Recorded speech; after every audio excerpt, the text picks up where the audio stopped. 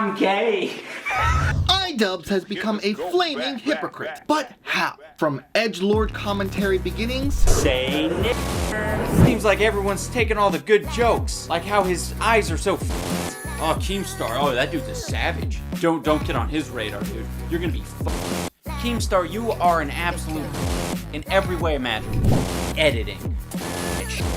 What am I? Dude, are you gonna edit your video? No, what do I look? Gay? Grade A and Leafy. Complete actual Yo, is this person? Yes. Yo, is this person?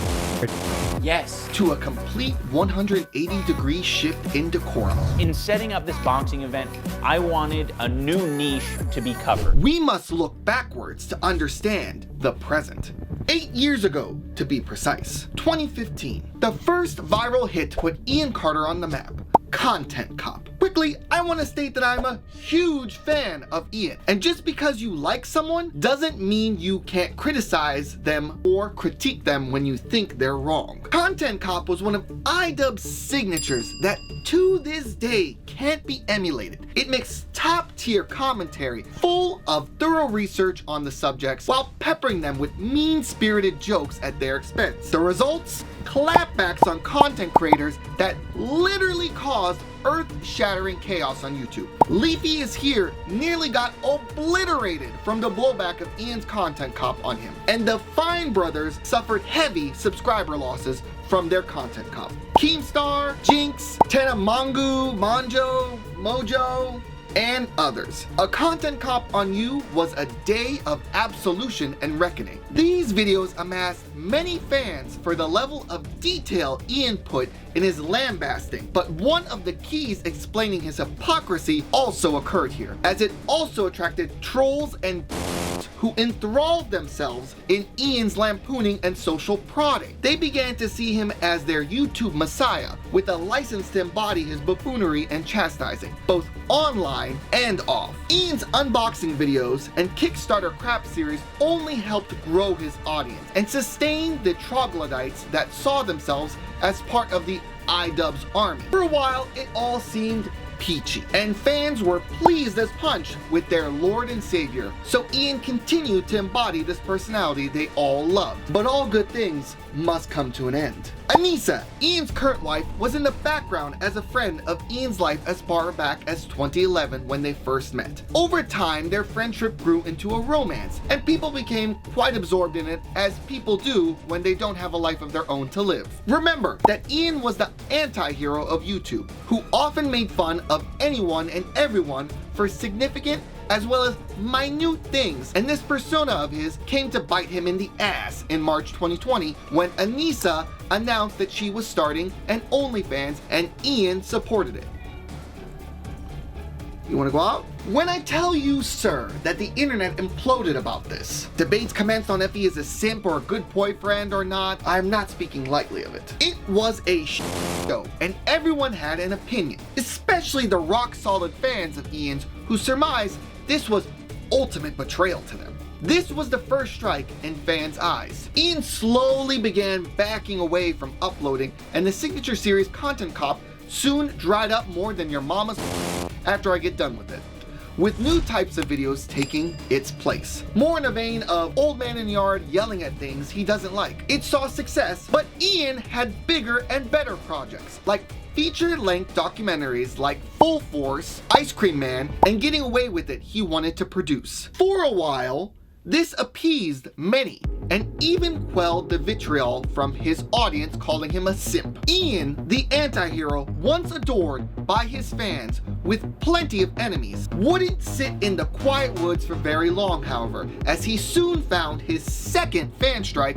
after his very successful Creator Clash charity boxing fight, with one interview ramping up promo for the second event. I did not like the interactions that I had with fans. There were quite a few human beings that I interacted with that just sucked because I attracted a lot of people who sucked. Some people were very much like antisocial, weird basement dwellers. You know, the one time a month that they come out of their cave and they run into me, their favorite YouTuber. What would they say? What would they do? Things that I am certainly not going to repeat. I'm talking bad words. Words that we only say by describing the first letter? Yeah, exactly.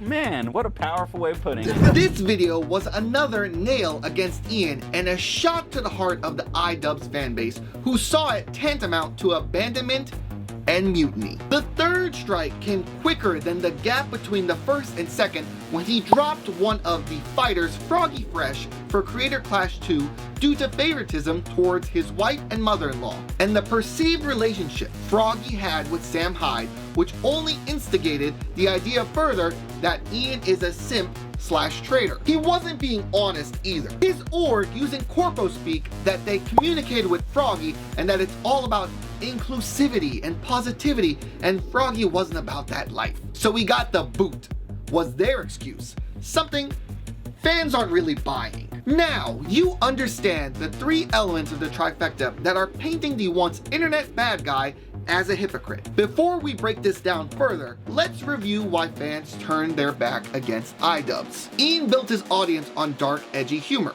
He counteracted that reality to his fans by supporting his girlfriend at the time, Anisa, in starting an OnlyFans and was labeled a simp for it. He badmouthed his fans in an interview, essentially abandoning them high and dry. He once again sold out his original image he was cherished for by kicking out a fighter in this charity match to protect his wife and mother-in-law, and painting the charade as a move for inclusivity and charity, and few are buying it. So what is this to say? That people can't change, grow, and become better? Of course they can. Are you insane in the membrane? This is the internet, and everyone is expected to stay the same. Just kidding. A modal of human growth is change, and it isn't surprising Ian has aged and doesn't look too fondly on memories of once being a man who championed slurs and hateful language. But the issue at hand is that is what his audience is and expects of him, and is why he feels so hollow to them and a shell of who they used to adore. And Ian is wrong for abandoning them so. His fans suffer from what is dubbed as celebrity worship syndrome. CVS is when people idolatrize celebrities, becoming massively obsessed with the celebrity's professional and personal life to grave individual consequences, like Sanson. Like the K-pop community, for example. It is not all too different from parasocial relationships, something I have covered in other situations on a few of my other videos. It's why you need to be careful what audience you cultivate online, because Ian demonstrated you can create an uncontrollable beast. I too am cognizant of this fact, as yes, I do clown on creators, especially on my shorts when they deserve it for the lols. But I also attempt to do journalism here, bringing the facts and research when appropriate, like the Joe Lieberman and Jack Thompson video coming next week, hopefully. Subscribe. If you want to become better and change content types, that is totally okay. But be aware what cost comes with it and what audience type you currently have. You must be careful what you wish for. Just like Sneeko is wishing he didn't pick a fight with Penguin Z0 and is now becoming the new laughingstock of the internet. With even Meat Canyon putting out an infamous cartoon on him. Peak content, old sport. If you ask me, he just has a humiliation fetish. He must with his current behavior to attract so much of it. And if you also ask me, you should watch my video I made right here on the man, documenting how big of a clown he truly is. Like, comment, and subscribe for more content similar to this one.